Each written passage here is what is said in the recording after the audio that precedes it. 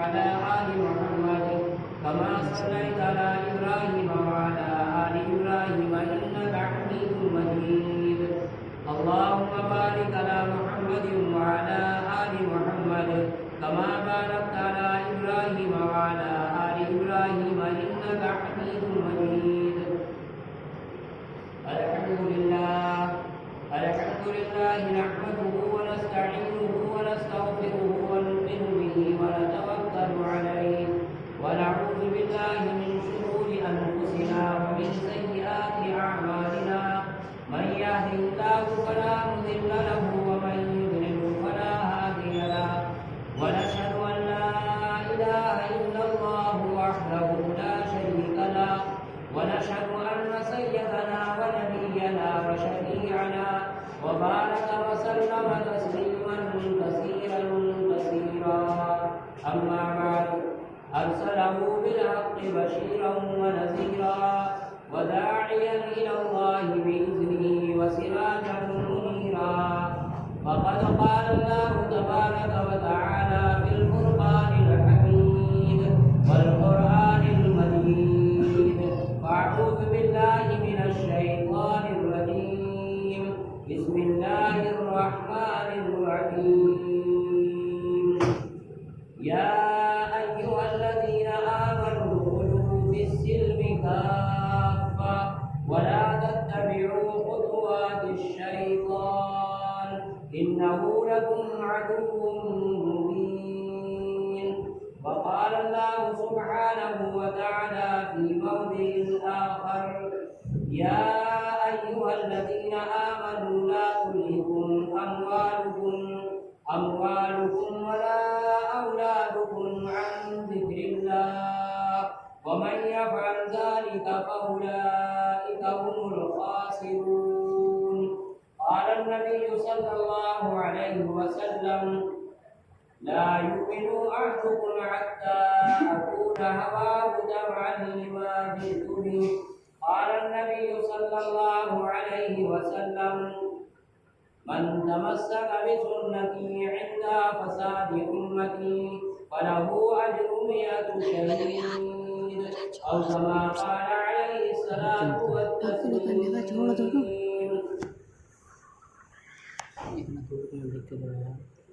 محترم بزرگوں عزیز نوجوان بھائیوں پسے پردہ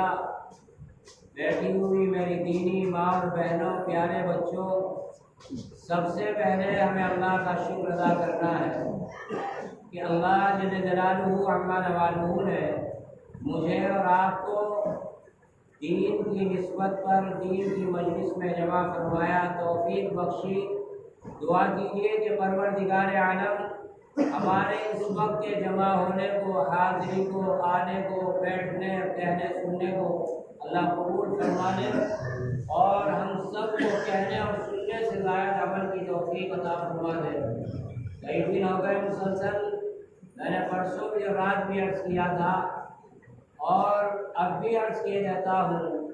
کہ اللہ جل شانہ کو جو محبوب ہے اور پسند ہے وہ اپنے بندے اور بندی کا عمل پسند ہے عمل ہی اللہ کو محبوب ہے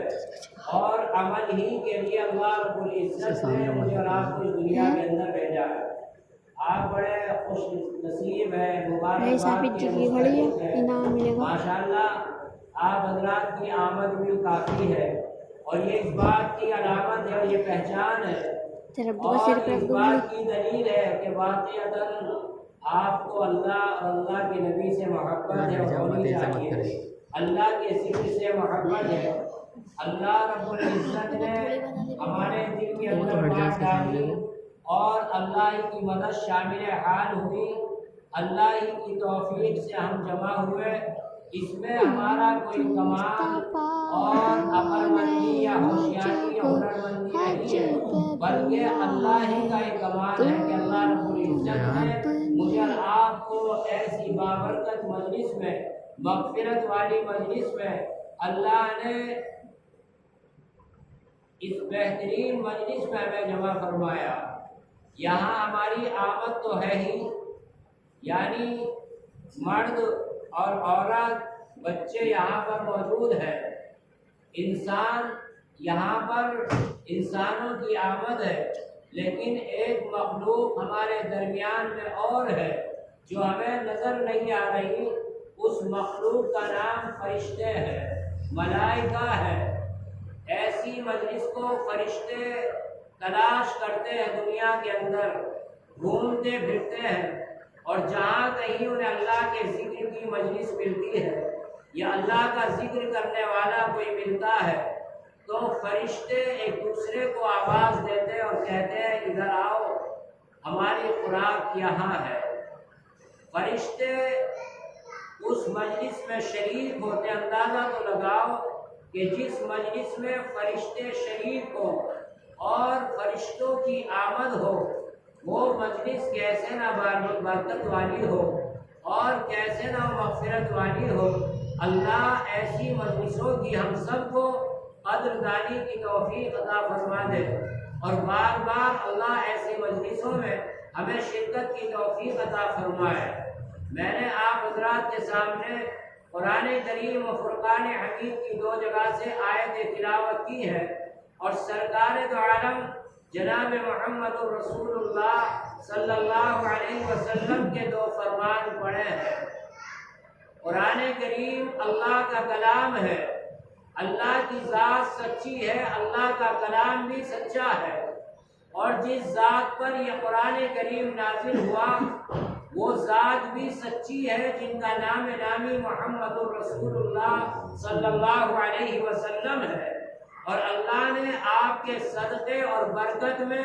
یہ دولت مجھے اور آپ کو عطا فرمائی ہے۔ اللہ ہمیں قدردانی کی توفیق عطا فرمائے۔ ابھی مجھ سے پہلے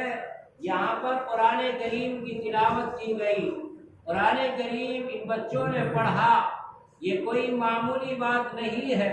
یہ کوئی ہنسی اور کھیل کی بات نہیں ہے، بڑی ہمت کی بات ہے۔ اللہ رب العزت کا احسان اور کرم اور فضل ہے۔ وہ ماں باپ بڑے مبارک ہیں،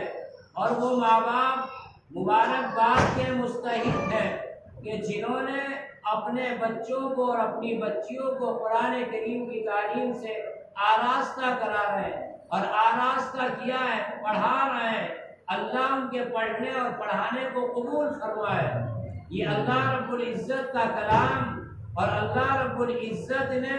اپنے پیارے حبیب محمد الرسول اللہ صلی اللہ علیہ وسلم کی ذات پر نازل فرمایا، اور نازل فرمانے کے بعد یوں نہیں چھوڑا کہ جاؤ ہم نے قرآن کریم نازل کر دیا، اب تم جانو اور تمہارا کام جانے۔ نہیں، قرآن کریم نازل فرمانے کے بعد اللہ نے ذمہ داری بھی لی ہے، اور کیا وعدہ فرمایا کہ ہم نے ہی قرآن کریم نازل کیا ہے۔ یعنی اللہ رب العزت نے قرآن کریم اتارا اور نازل فرمانے کے بعد ذمہ داری بھی لی ہے۔ کس بات کی؟ اِنَّا نَحْنُ نَزَّلْنَا الذِّكْرَ وَإِنَّا لَهُ لَحَافِظُونَ۔ کیا فرمایا کہ ہم نے ہی قرآن کریم نازل کیا اور ہم اس کے محافظ ہیں، حفاظت کرنے والے ہیں۔ آپ جانیے کہ جس چیز کی اللہ حفاظت کا ذمہ داری لے لے اور اللہ حفاظت فرمائے، اس بات کو گارنٹی کے ساتھ کہا جا سکتا ہے کہ وہ چیز ہرگز ضائع اور برباد نہیں ہو سکتی، وہ چیز ختم نہیں ہو سکتی جس کی اللہ حفاظت کا وعدہ فرمائے۔ اور جس چیز کی اللہ حفاظت نہ فرمائے، ذمہ داری نہ لے، اس چیز کی کوئی گارنٹی نہیں کہ وہ باقی رہے، ضائع اور برباد ہو جائے۔ اسی لیے تو اس قرآن کریم کو اللہ حفاظت فرما رہا ہے، اور اس کی وجہ سے پڑھنے اور پڑھانے والوں کی حفاظت کی جا رہی ہے۔ ورنہ اس قرآن کریم کے خلاف ہر زمانے میں، ابھی نہیں، اس دور میں نہیں، بلکہ یہ تو شروع سے معاملہ چلا رہا ہے، اس قرآن کریم کے خلاف دشمنان اسلام نے، غیروں نے انگلیاں اٹھائی ہیں، اس کے خلاف بڑے بڑے پلان بنائے ہیں، اور اس کے خلاف بڑے بڑی میٹنگیں کی، مشورے کیے ہیں، اس لیے کہ اس قرآن کریم کو ختم کیا جائے، نعوذ باللہ، اس قرآن کریم کو مٹایا جائے۔ لیکن کیوں نہیں مٹ سکتا؟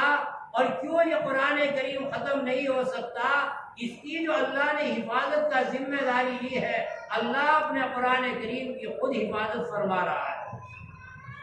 ورنہ انگلیاں اٹھانے والوں نے انگلیاں اٹھائی ہے اور آج بھی اس کے خلاف انگلیاں اٹھائی جا رہی ہے۔ جھگڑا اور فساد کچھ نہیں ہے، بس جھگڑا جو ہے وہ اسی بات کا ہے، اس قرآن کریم کا، دین کا، نماز کا اور یہ ٹوپی اور کرتے پاجامے کا سارا جو جھگڑا معاملہ اسی کا ہے کہ کسی طریقے سے ان چیزوں کو چھوڑ کر ہمارے رنگ میں رنگ جائے، اور کوئی جھگڑا نہیں ہے۔ اللہ ہم سب کی حفاظت فرمائے۔ ہے قول محمد قول خدا، فرمان نہ بدلا جائے گا، بدلے گا زمانہ لاکھ مگر قرآن نہ بدلا جائے گا۔ میں اور آپ بدل سکتے ہیں، یہ دنیا کا نظام بدل سکتا ہے، چاند اور سورج کا نظام بدل سکتا ہے، رات اور دن کا نظام بدل سکتا ہے، اور ستاروں کا نظام بدل سکتا ہے، ہوا اور پانی اور پہاڑ یہ جتنے ہمیں نقش نظر آ رہے ہیں ان کا نظام تو بدل سکتا ہے، لیکن یاد رکھیے قرآن کریم کے اندر ایک رائی کے دانے کے برابر فرق نہیں آ سکتا ہے، نہیں آ سکتا ہے۔ آپ نے سنا ہوگا کہ پہلے بھی ابھی اسی دور میں آواز اٹھائی گئی تھی کہ اتنی اتنی آیتیں نکال دی جائے اور اتنا اتنا حصہ قرآن کریم سے نکال دیا جائے۔ ارے قرآن کریم کی آیتوں کو اور صورتوں کو تو چھوڑیے، ایک زیر اور زبر پیش نقطے کا بھی کوئی بدلاؤ نہیں کر سکتا ہے، اگر بدل نہیں ہو سکتا ہے۔ اور جس نے یہ کوشش اور اعلان کیا تھا اور جس نے یہ وبا پھیلائی تھی اور جس نے یہ پروپیگنڈا کیا تھا، اللہ نے اسی کو دین سے نکال دیا، اللہ نے اس کو ہی گمراہ کر دیا، اللہ نے اس کو ہی ذلیل اور رسوا کر دیا۔ اللہ ہم سب کی حفاظت فرمائے کہ تو کیا آیت ہے اور کیا یہ صورتیں نکال سکتا ہے، تو خود ہی نکل جائے گا۔ اللہ ہمیں اس قرآن کریم کی قدر دانی کی توفیق عطا فرما دے۔ یہ قرآن کریم اللہ رب العزت کا کلام ہے، اور جیسا اللہ نے نازل فرمایا آج تک ایسا ہی باقی ہے، اور انشاءاللہ قیامت تک ایسے ہی باقی رہے گا۔ صحابہ نے اس کی قدر کی اور آج بھی اس کے قدر کرنے والے ہیں۔ یہ نہیں کہا جا سکتا سب کو،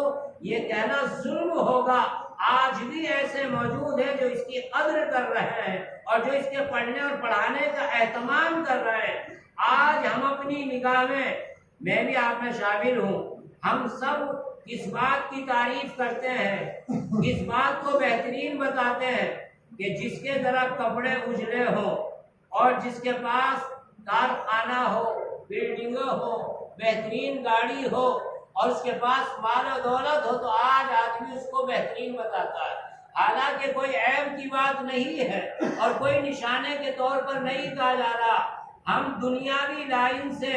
بہترین کتنا بھی ہم سمجھتے رہے اور کتنا بھی ہم اچھا اور تعریف کرتے رہے، لیکن آؤ جس کو اللہ کے نبی بہترین فرما رہے ہیں اس سے بہتر کوئی ہو نہیں سکتا ہے، اور اللہ کے نبی کی بات سے سچی بات کسی کی ہو ہی نہیں سکتی ہے۔ آپ تو سچوں کے سچے ہیں، آپ تو سارے نبیوں کے امام ہیں، آپ تو سارے نبیوں کے سردار ہیں، آپ تو روز محشر کے دولہا ہیں۔ اللہ کے نبی صلی اللہ علیہ وسلم کا فرمان اور آپ صلی اللہ علیہ وسلم کی حدیث، خیرکم من تعلم القرآن وعلمہ، تم میں بہترین وہ ہے جو قرآن کریم پڑھے اور پڑھائے۔ اللہ کے نبی بہترین اس کو فرما رہے ہیں، بہترین وہ ہے جو قرآن کریم پڑھے اور پڑھائے۔ یوں فرمایا کہ دنیاوی علم حاصل کرنا یا کرانا کوئی ناجائز نہیں ہے، کوئی منع نہیں کرتا ہے، کوئی نہیں روکتا ہے، کوئی حرام نہیں بتاتا ہے۔ خوب حاصل کیجئے، کون منع کرتا ہے؟ خوب ڈگریاں حاصل کیجئے، آپ انجینئر بنیے، آپ وکیل بنیے، آپ اپنے بچوں کو پروفیسر بنائیے، آپ جج بنائیے، آپ ماسٹر بنائیے، کون منع کرتا ہے؟ لیکن سب سے پہلے جو چیز ہے، آپ اپنے بچوں کو قرآن کریم کی تعلیم سے آراستہ کیجیے، یہ قرآن کریم دنیا کے اندر بھی اور آخرت کی جو منزل ہے اس میں بھی کام آئے گا، اور کل قیامت کے دن ان کو اعزاز و اکرام سے نوازا جائے گا۔ میں نے عرض کیا وہ ماں باپ بڑے خوش قسمت ہے، پڑھنے والے سے کہا جائے گا اور دنیا میں جیسا تو نے پڑھا ٹھہر ٹھہر کر آج بھی تو پڑھتا جا اور جنت کے درجوں میں چڑھتا جا اور طے کرتا جا اپنی منزل، اور جہاں تیرا آخری آیت ہوگی وہی جنت کے اندر تیرا ٹھکانہ اور تیرا مقام ہوگا۔ پڑھنے والے سے کہا جائے گا کہ پڑھتا جا، جنت کے درجوں میں چڑھتا جا۔ اور وہ ماں باپ جنہوں نے دنیا کے اندر اپنے بچوں کو قرآن کریم کی تعلیم سے آراستہ کیا، ان ماں باپ کو اعزاز و اکرام سے نوازا جائے گا۔ یوں فرمایا کہ ان کے سروں پر نور کا تاج رکھا جائے گا، اور کیسا تاج ہوگا؟ اللہ رب العزت ان کی تاج پوشی فرمائیں گے، ایسا چمکدار تاج وہ ہوگا، یہ چاند اور سورج کی روشنی کتنا روشن اور کتنا چمکدار اس کی روشنی ہے، اور یہ کتنا اس کے اندر اللہ نے نورانیت رکھی ہے۔ یوں فرمایا کہ چاند اور سورج کی روشنی بھی اس تاج کی روشنی کے سامنے ہلکی اور پھیکی پڑ جائے گی۔ چمکتے ہوئے ہوں گے ان ماں باپ کے چہرے، اور سروں پر نور کا تاج رکھا ہوا ہوگا۔ لوگ کہیں گے پروردگار عالم یہ کون انسان ہے، یہ کوئی فرشتے تو نہیں ہے، آخر ان کا اعزاز و اکرام کس وجہ سے کیا جا رہا ہے، ان کے سروں پر نور کا تاج کیوں رکھا جا رہا ہے، یہ چمکدار تاج ان کے سروں پر کیوں ہے؟ آواز آئے گی یہ وہ ماں باپ ہیں جنہوں نے دنیا کے اندر اپنے بچوں کو قرآن کریم کی تعلیم سے آراستہ کیا تھا۔ ہم کہتے ہیں قرآن کریم کے ایک ایک حرف کے پڑھنے پر اللہ نے انعام کا، نیکی دینے کا وعدہ فرمایا۔ دنیاوی کتابیں چاہے کتنی پڑھ لو، کسی کتاب پر اللہ نے نیکی کا، ثواب کا وعدہ نہیں فرمایا۔ پڑھیے، خوب پڑھیے، آگے بڑھیے، کون منع کرتا ہے، لیکن قرآن کریم کے ایک ایک حرف کے پڑھنے پر اللہ نے نیکی دینے کا وعدہ فرمایا۔ قرآن کریم کے ایک حرف کے پڑھنے پر 10 نیکیاں اللہ رب العزت عطا فرماتے ہیں۔ اب ہم کہتے ہیں کہ شروع میں جب پڑھا جاتا ہے الف لام میم، یہی سے شروع ہوتا ہے۔ اب الف لام میم چھوٹا سا معلوم ہوتا ہے، دیکھنے میں، پڑھنے میں ہلکا ہے، اور اس کے اندر 3 حروف آ جاتے ہیں، ایک الف لام اور تیسرا میم۔ الف لام میم جب بندہ یا بندی پڑھتا ہے، بڑا یا چھوٹا کوئی پڑھتا ہے، مرد یا عورت پڑھتا ہے، تو فرمایا اس کو 30 نیکیاں مل جاتی ہیں، یعنی 3 حروف پڑھتا 30 نیکیاں مل جاتی ہیں۔ اور یاد رکھیں دنیا کی کتاب 2 وقت کی بھی اور 2-4 پنوں کی بھی آدمی سے حفظ یاد نہیں ہوگی، زبانی یاد نہیں ہوتی۔ یہ اللہ رب العزت نے اپنی قدرت سے اور اپنی رحمت سے یہ 30 پاروں کی نعمت اللہ نے مسلمان کے ان چھوٹے چھوٹے بچوں کے سینوں میں اللہ نے محفوظ کر دیا۔ یہ اللہ کا انعام ہے، یہ اللہ کا کرم اور فضل ہے۔ اللہ ہمیں بھی صحیح سمجھ عطا فرما دے، اور پڑھنے اور پڑھانے کے بعد اللہ ہم سب کو عمل کرنے کی توفیق عطا فرما دے۔ قرآن کریم اس دنیا کے اندر بھی کام آئے گا۔ میں عرض کر رہا تھا کہ صحابہ نے اس کو سمجھا، اور صحابہ جب قرآن پڑھتے تھے اور صحابہ جب قرآن کی تلاوت کو سنتے تھے تو یوں آتا چہرہ زرد پڑ جاتا تھا، اور آنکھوں میں آنسو آ جاتے تھے، اور بدن کے اندر ایک کپکپاہٹ آ جاتی تھی، اور زبان سے یہ کہتے تھے ھذا کلام ربی، ھذا کلام ربی، یہ ہمارے مولا کا کلام ہے، کہ اس کے حق میں بے ادبی نہ ہو جائے۔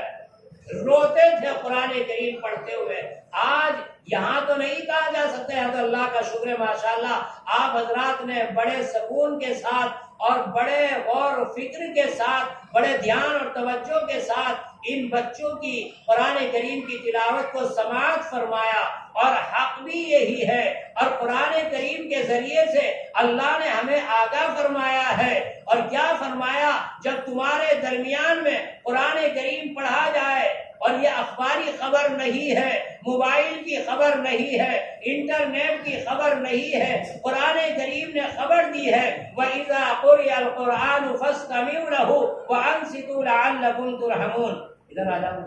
آدھی ادھر آ جائیں۔ جب تمہارے درمیان میں قرآن کریم پڑھا جائے تو تم خاموش ہو کر ادب کے ساتھ کان لگا کر قرآن کریم کو سنو تاکہ تم پر رحم کیا جائے، تاکہ تم پر انعامات کی بارش کی جائے۔ یہ شان تھی صحابہ کی، جب صحابہ قرآن کریم پڑھتے تھے تو روتے تھے، آنکھوں میں آنسو آ جاتے تھے اور کہتے کہ اللہ کہ اس کے حق میں بے ادبی نہ ہو جائے۔ ایک صحابی رضی اللہ تعالیٰ عنہ